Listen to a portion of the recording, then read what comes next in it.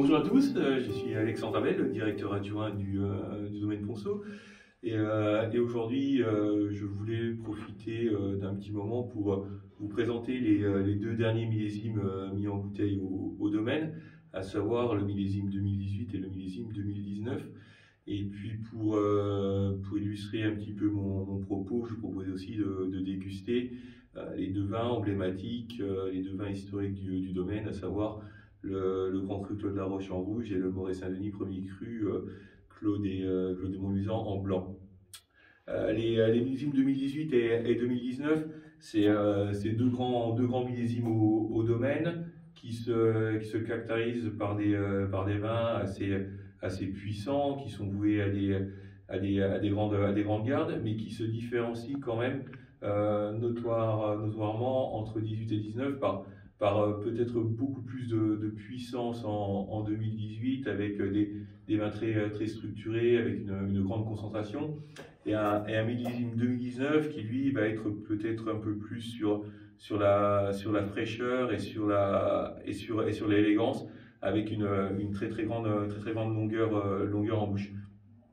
Alors techniquement, au niveau de la saison, on est sur deux millésimes assez différents. Un millésime 2018 qui est un millésime plutôt précoce, qui a été vendangé assez tôt dans la première quinzaine du mois de septembre. Et au contraire, un millésime 2019 qui était parti pour être un millésime assez tardif et qui s'est finalement vendangé un peu plus tôt que prévu, mais qui s'est quand même vendangé de manière plus traditionnelle en Bourgogne, on va dire autour du 24 septembre. Alors qu'est-ce qui a fait que ces millésimes soient différents en termes de date de vendange? C'est un petit peu la magie de chaque millésime et de chaque saison. 2018, c'est une saison qui a démarré un petit peu plus tard que prévu, et on n'aurait jamais pensé vendanger aussitôt en 2018. Faut imaginer que fin février, il faisait très froid en Bourgogne. Au mois de mars, on a encore eu de la neige, et le mois de mars est resté assez froid assez longtemps. Finalement, au mois d'avril, il a commencé à faire beau. La vigne a débourré plutôt classiquement autour du 20 avril, et puis à partir de là, tout s'est accéléré. Il a fait beau, il a fait très chaud, la vigne a poussé extrêmement vite. Ça a même été un petit peu un challenge au niveau du travail dans les vignes, parce que tout a poussé en même temps. Il a fallu faire tous les travaux d'ébourgeonnage, de relevage, de palissage quasiment en même temps. Donc au mois de juin, on a un petit peu couru dans les vignes. Et l'été qui a suivi, les mois de juillet, août ont été extrêmement chauds et caniculaires, et les raisins ont mûri extrêmement rapidement. Inversement, le millésime 2019, c'est un millésime qui a commencé plutôt tôt dans la saison, avec un hiver qui a été doux, un mois de février où il a fait très chaud. On était presque avec des températures dignes d'un mois de juin. Et même si mars a été un peu plus frais, ça n'a pas freiné le débourrement de la vigne, et la vigne a débourré assez tôt, autour du 9-10 avril. Et on a eu un épisode de gel autour du 13 et 14 avril. On a eu peur pour la vigne. On a allumé des bougies dans les vignes. On a allumé 1200 bougies dans les Claude Laroche, dans les Montluisant. Heureusement, ça n'a pas eu de conséquences sur la récolte. Les vignes n'ont pas gelé. Par contre, ça a fortement ralenti le développement des vignes, et finalement on a eu une croissance beaucoup plus lente, une fleur qui est arrivée à peu près autour du 15 juin, et donc on savait que ce serait un millésime un peu plus tardif que 2018. La caractéristique de 19, c'est que à cette période de mi-juin, au moment où la vigne a fleuri, on a eu un épisode un peu plus froid, avec de la pluie, du vent, et ça a fortement contrarié la floraison de la vigne. Et donc énormément de fleurs de vigne n'ont pas donné de fruits, n'ont pas donné de raisins. On a eu un phénomène qu'on appelle de la coulure et du milrandage. Donc on savait dès la mi-juin, dès la floraison, que 2019 ce serait un millésime beaucoup plus limité en rendement par rapport à 2018. L'été qui a suivi le mois de juin a de nouveau été un été plutôt chaud et assez caniculaire. On s'est retrouvé de nouveau avec des raisins qui ont mûri un petit peu plus rapidement que ce qu'on aurait espéré au départ.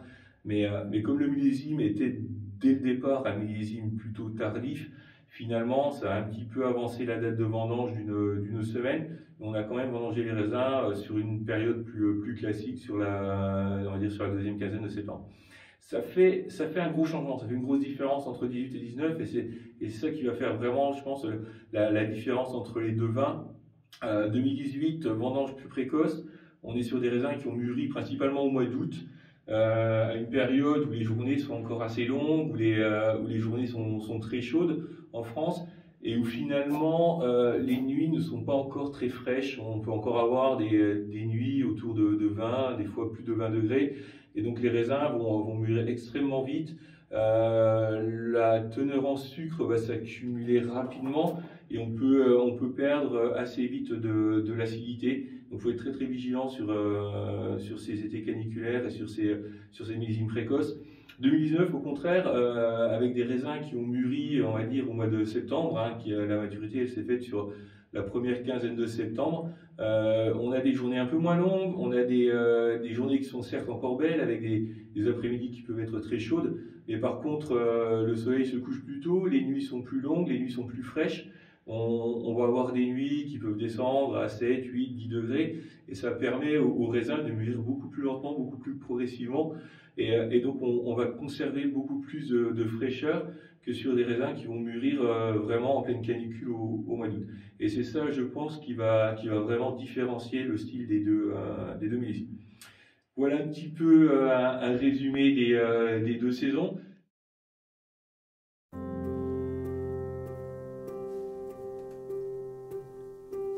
Ce que je vous propose de faire maintenant, c'est de comparer les vins des deux millésimes, donc Claude Laroche en rouge et puis Montluçon en blanc.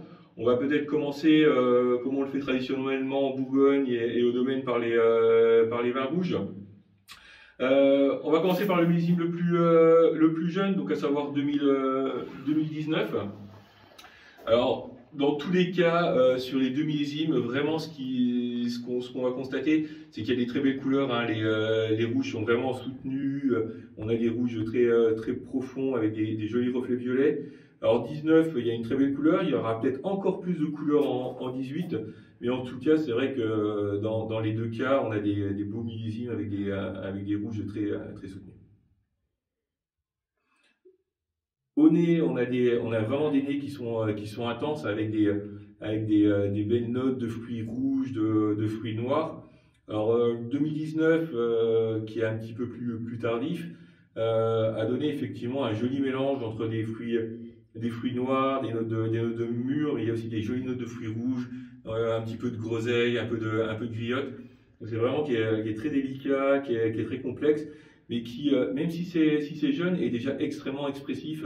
C'est vraiment dans ces millésimes équilibrés, ça peut rappeler un petit peu 2010 ou 2016, où finalement les nez sont très ouverts, et peut-être que ce millésime ne se fermera jamais. C'est-à-dire que les vins au domaine, souvent, au bout d'un an, 2 ans en bouteille, ont tendance un peu à se resserrer, à se refermer. Mais c'est vrai que 19, alors c'est pas sûr, je n'émets qu'une hypothèse, mais peut-être que c'est un de ces millésimes qui a le charme de rester ouvert et agréable à tout moment de sa vie.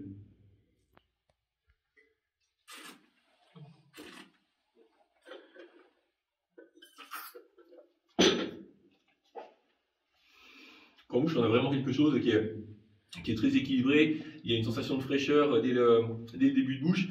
Après, on va trouver un joli volume, des tanins qui sont présents, qui remplissent, qui tablissent la bouche, mais qui sont extrêmement élégants. Et puis la finale en bouche qui est extrêmement longue, qui nous emmène loin, avec beaucoup de fraîcheur et beaucoup d'acidité. Si on compare maintenant le même vin, mais sur le millésime 2018, alors on va trouver une très belle intensité au nez. Peut-être que ça s'est un tout petit peu plus refermé que le millésime 2019. Parce que c'est 2018, parce qu'on a un an en bouteille, que le vin va commencer un petit peu à se rendre un peu plus discret, donc il ne faut pas hésiter à l'ouvrir un petit peu à l'avance, des fois 2-3 heures à l'avance, ça lui fait du bien, ça lui permet de s'ouvrir, de s'exprimer un peu plus.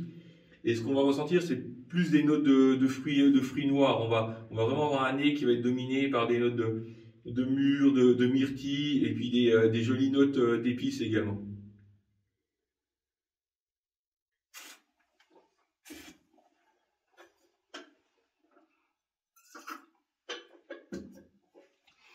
Et là, par rapport au millésime précédent, tout de suite, alors on a une très belle attaque qui est fraîche, mais on a immédiatement un énorme milieu de bouche, une très grosse structure qui est là, qui est présente, qui nous remplit la bouche, et puis après une finale qui est longue et qui est persistante et qui se termine avec de la fraîcheur. Donc ça fait un vin qui est équilibré, qui est pas du tout ennuyeux, qui va aller très très loin, qui est très persistant. Mais c'est vrai qu'il y a beaucoup de puissance, il y a beaucoup de matière, et c'est un millésime qui, je pense, il faudra savoir l'attendre facilement 10, 15, peut-être 20 ans pour vraiment voir tout son potentiel. Aujourd'hui, c'est très agréable de le goûter jeune, sur la fraîcheur, sur le fruit, mais on voit toute la puissance, tout le potentiel de ce grand cru, de ce millésime, et qui, je pense, se révélera vraiment dans 15, 20, voire 30 ans pour les plus patients d'entre nous.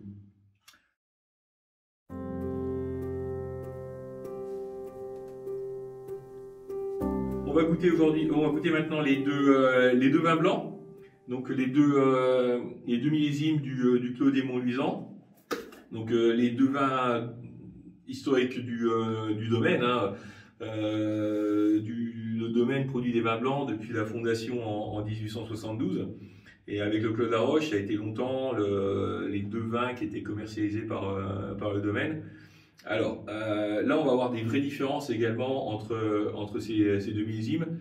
19 un peu plus tardif, qui a donné quelque chose de plus classique et traditionnel, avec une vraie tension, une vraie minéralité. On va retrouver vraiment les notes qui caractérisent ce vin, avec un nez plutôt sur les agrumes, un premier nez sur les agrumes, citronné, et puis après des notes de fruits blancs, de poires, et quelques touches vraiment de minéral qui viennent sur le nez, au nez, quand on agite un petit peu le vin.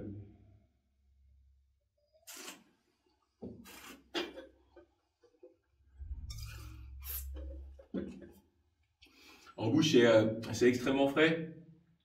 On a une vraie tension, quelque chose de salivant, de salin, quelque chose qui persiste extrêmement longtemps. C'est très agréable. Par contre, c'est un vin qui est vraiment encore très jeune, qui a été mis en bouteille il y a 8 mois maintenant, et qui demande d'être encore attendu quelques mois, peut-être encore un an, avant de se livrer complètement. Après, les Monts-Luisans, les vins blancs du domaine peuvent vieillir, mais si vous les aimez sur la jeunesse, il n'y a aucun souci pour les boire au bout de 3, 4, 5, 7, 8 ans. Ça va être superbe, ça va être très complexe. Et si vous les attendez, vous allez avoir des notes après très minérales, très pétrolées, très complexes, qui peuvent surprendre. Et pour les grands amateurs de vieux vins blancs, ça peut être une grande expérience. Le millésime 18 par rapport au 19, donc même chose que pour les vins rouges, on est sur un millésime plus précoce, un petit peu plus solaire. Donc forcément, on va avoir un nez qui va être dominé un peu moins par les agrumes, ce sera davantage des fruits jaunes.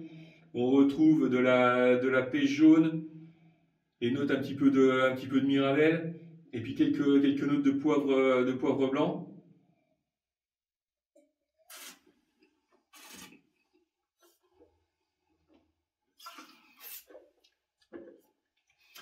En bouche, par contre, on pourrait s'attendre à quelque chose de rond, de riche, peut-être un peu lourd, et c'est pas du tout le cas ici. On est vraiment sur une bouche qui est très équilibrée, avec une belle fraîcheur. On a une attaque qui est sur des notes de fruits frais, des agrumes pour le coup qu'on n'avait pas au nez, qu'on va retrouver ici en bouche. Et puis quelque chose qui va être très long, très persistant, avec des jolis amers qui rafraîchissent vraiment la fin de bouche. C'est des choses qui est très agréable. Et je pense que le millésime 2018, finalement, a bien réussi au Mont-Luisan, parce qu'on est sur un secteur qui reste, somme toute, assez frais. Hein. On est à 350 mètres d'altitude, il y a de la forêt qui borde la vigne de deux côtés.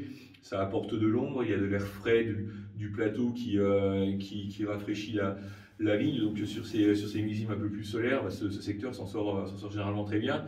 Et puis il ne faut pas oublier qu'on est sur des vignes qui ont aujourd'hui plus de 100 ans, qui ont été plantées en 1911, et qui donc sont très bien enracinées, profondément dans le sol, et qui peuvent aller chercher, même sur des années chaudes et sur des années caniculaires, comme 18 ou même comme 19, des années un peu sèches, les vignes ont les ressources pour aller chercher de l'eau en profondeur, donc elles souffrent rarement de sécheresse.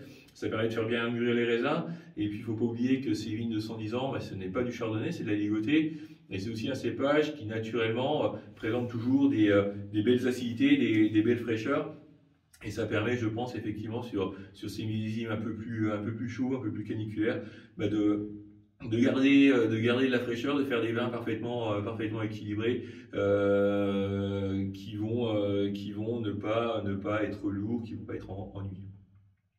Merci beaucoup, à bientôt.